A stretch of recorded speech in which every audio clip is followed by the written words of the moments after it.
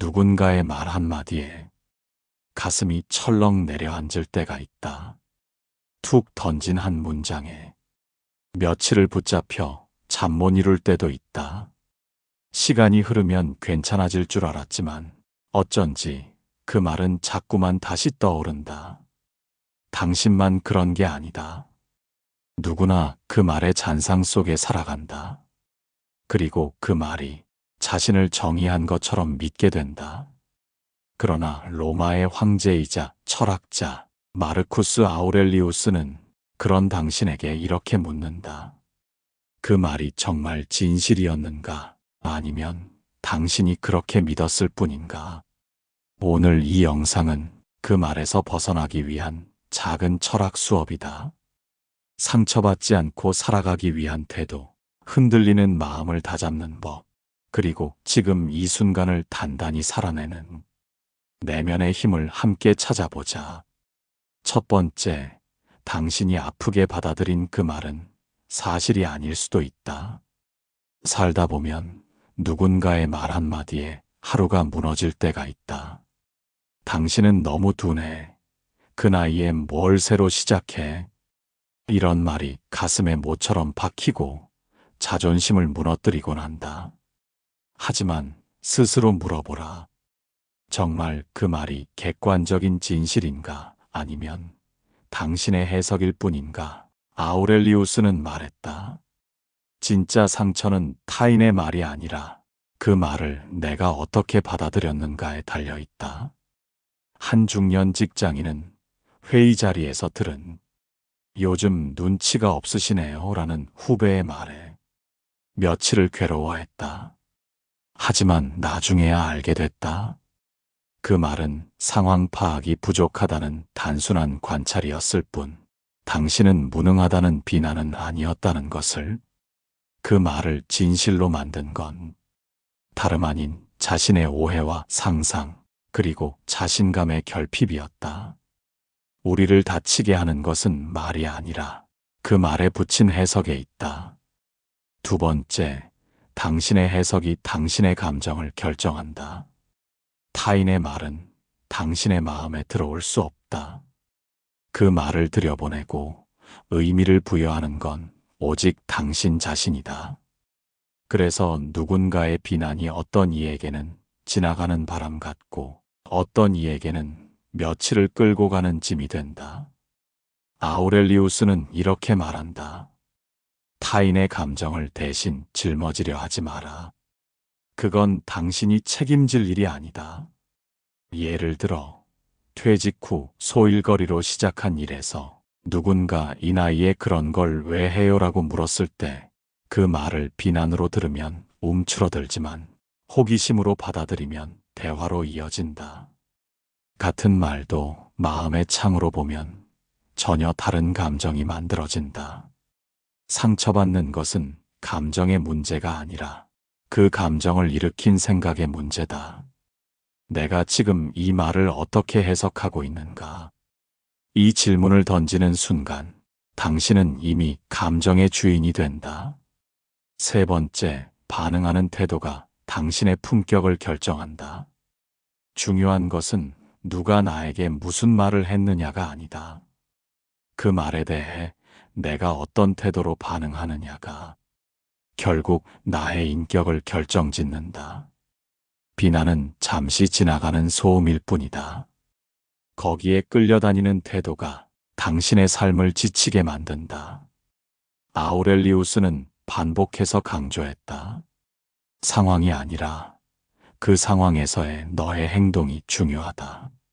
한 남성은 사업 실패 이후 지인으로부터 너도 결국 안 되는구나 라는 말을 들었다. 그는 분노했지만 결국 깨달았다. 그 말에 반응하지 않고 자신의 태도로 다시 삶을 일으키는 것이 진짜 품격이라는 것을. 말보다 태도가 당신을 말해준다. 그 어떤 말보다 강력한 언어는 당신이 말없이 보여주는 인내와 침묵이다. 네 번째, 상처는 기대의 무너짐에서 비롯된다. 상처는 때로 타인의 말보다 그 말에 대해 내가 품고 있던 기대에서 시작된다. 우리는 그 사람은 나를 이해해 줄 거야. 이 정도는 알아줄 거야 라는 마음을 안고 살아간다. 하지만 기대는 늘 우리의 뜻대로 움직이지 않는다. 아우렐리우스는 말한다. 세상은 절대 우리의 기대대로 움직이지 않는다. 움직이는 것은 오직 우리 자신뿐이다. 한 여성은 남편에게 요즘 왜 그렇게 예민하냐는 말을 듣고 크게 상처를 받았다. 그녀가 원했던 말은 요즘 많이 힘들지였다. 말이 아픈 것이 아니라 자신의 마음을 몰라준다는 실망이 더 깊은 상처가 된 것이다. 기대는 관계를 맺게 하지만 기대가 무너질 때 생기는 감정은 오롯이 내 안에서 생긴다. 그 감정을 다루는 일이 철학의 출발점이다. 5번째, 강한 사람은 자신을 회복하는 사람이다. 사람들은 흔히 상처받지 않는 사람이 강한 사람이라고 생각한다. 하지만 아우렐리우스는 다르게 말한다. 진짜 강한 사람은 상처를 입고도 다시 일어나는 사람이다. 한 중년 가장은 이혼 후 주변의 시선과 말들에 크게 흔들렸다. 결국 책임감 약한 남자였구나라는 말이 귓가를 떠나지 않았다. 그러나 그는 스스로를 되짚으며 다시 일어났다. 그 말이 진실이 아니라 누군가의 해석일 뿐이라는 것을 받아들인 순간 비로소 자존감을 회복할 수 있었다. 강함은 공격을 막는 능력이 아니라 회복하는 의지에서 시작된다. 상처받지 않기 위해 피하는 것이 아니라 상처받고도 다시 나를 세우는 힘. 그것이 진짜 철학이 말하는 강함이다. 6번째, 인생을 하나의 긴 이야기로 본다면 견딜 수 있다. 우리는 흔히 지금의 고통을 끝처럼 느낀다. 하지만 삶은 한 장면, 한 장면으로 이루어진 이야기다. 지금의 괴로움도 긴 이야기 속 한 구절일 뿐이다. 아우렐리우스는 말했다. 고통은 지나간다. 그 고통을 바라보는 시선을 바꾸는 순간 삶은 달라진다. 한 남성은 퇴직 후 우울증에 시달렸다. 나는 이제 끝났다는 생각에 빠져들었다. 하지만 그는 일기장에 하루하루를 기록하며 자신의 인생을 다시 바라보기 시작했다. 내 인생은 실패한 사람이 아니라 다시 방향을 틀고 있는 사람의 이야기일지도 몰라. 당신의 인생은 아직 끝나지 않았다. 지금의 순간도 결국은 다음 장으로 넘어가기 위한 한 문장일 뿐이다. 7번째, 타인의 평가에서 벗어날 때 비로소 자유가 시작된다. 사람은 누군가의 시선과 평가 안에서 살기 쉽다. 특히 중년 이후에는 내가 뭘 해도 늦은 것 아니냐는 말을 의식하게 된다. 그러나 철학은 말한다. 남의 시선이 당신의 운명을 대신 결정하지는 못한다. 아우렐리우스도 단호하게 말했다. 남들이 당신을 어떻게 보느냐보다 당신이 당신을 어떻게 바라보느냐가 중요하다. 한 50대 남성은 퇴직 후 작은 빵집을 차렸다. 주변 사람들은 그 나이에 뭘 또 하려고라며 걱정 섞인 조언을 했다. 그는 흔들렸지만 결국 자신을 믿기로 했다. 지금 그는 매일 아침 제빵에 집중하며 처음으로 내가 나를 존중하며 살고 있다고 말한다. 평가는 타인의 입에 있고 삶은 당신의 손에 있다. 8번째, 불편한 감정은 성장의 시작이다.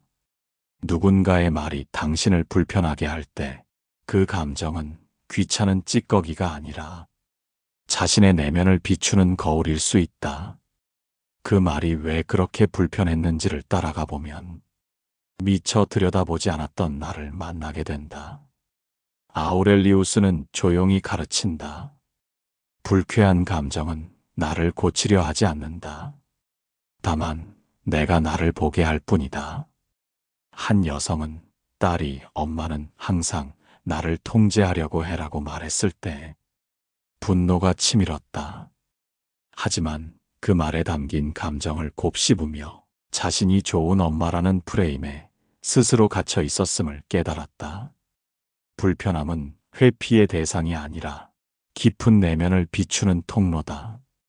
감정은 억제할 대상이 아니라 이해할 대상이다. 9번째, 회피는 상처를 덮지만 직면은 나를 바꾼다. 사람은 상처를 피하려 한다. 어색한 대화, 불편한 감정, 곤란한 상황. 하지만 철학은 정반대의 길을 가르친다. 도망치지 말고 직면하라. 피하는 사람은 멈추고 직면한 사람은 앞으로 나아간다. 아우렐리우스는 말했다. 행동을 미루는 것은 고통을 연장시키는 것이다. 장애물은 곧 길이 된다. 한 남성은 자신을 배신한 친구와 다시 마주해야 하는 일이 생겼다.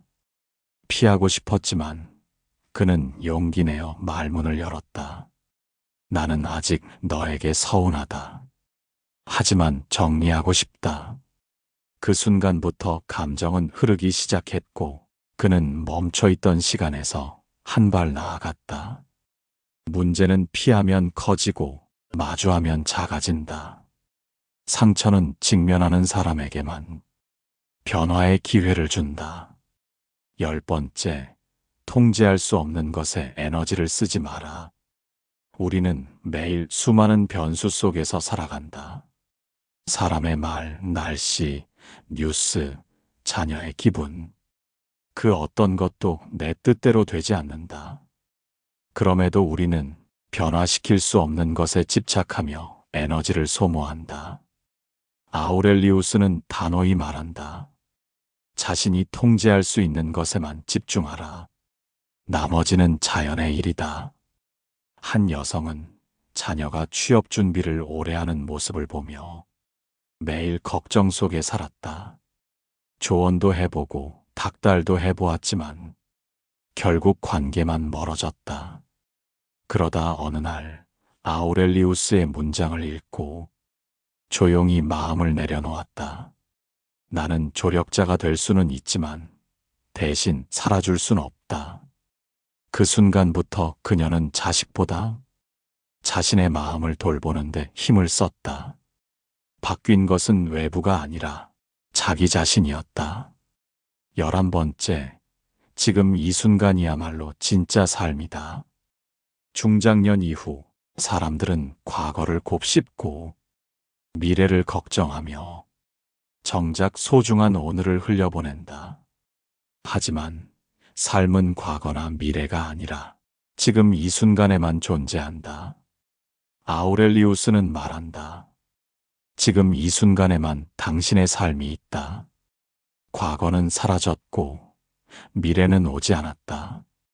한 남성은 은퇴 후 늘 내가 그때 그 선택만 안 했더라면이라는 후회 속에 살았다. 하지만 어느 날 산책 중 들꽃을 보고 멈춰섰다. 아무 일도 하지 않아도 그 순간이 충분히 아름답고 평온하다는 걸 느꼈다. 그때 깨달았다. 과거를 붙잡을수록 현재는 계속 빠져나간다는 것을. 진짜 삶은 계획표에 있지 않고 지금 내 앞에 놓인 이 시간에 있다. 12번째, 죽음을 의식할 때 삶은 또렷해진다.